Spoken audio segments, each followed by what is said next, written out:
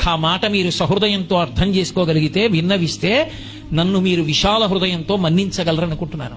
బెల్లంతో వండింది పాయసమే, పంచదారతో వండింది పాయసమే. ఒకటి తెల్లగా ఉంది, ఒకటి నల్లగా ఉంది. రెండిటి రుచి తీపి.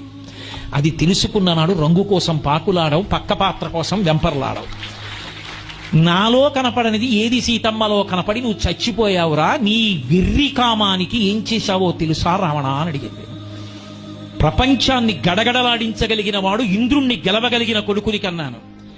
నీ కామానికి పరకాంతని తెచ్చి కొడుకుని యుద్ధానికి పంపి చంపేశావు. నా కొడుకుని, నీ తమ్ముణ్ణి చంపేశావు, కుంభకర్ణుణ్ణి. ఇప్పుడు నువ్వు చచ్చిపోతే నీ తమ్ముడు విభీషణుడు నీ తలకొరివి పెడతాడు.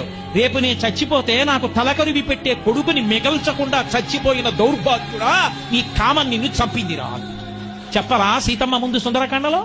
ఒళ్ళు దగ్గర పెట్టుకోకపోతే అన్ని వేళలా వయసు ఉంటుందా? అన్ని వేళలా శరీరంలో ఓపిక ఉంటుందా?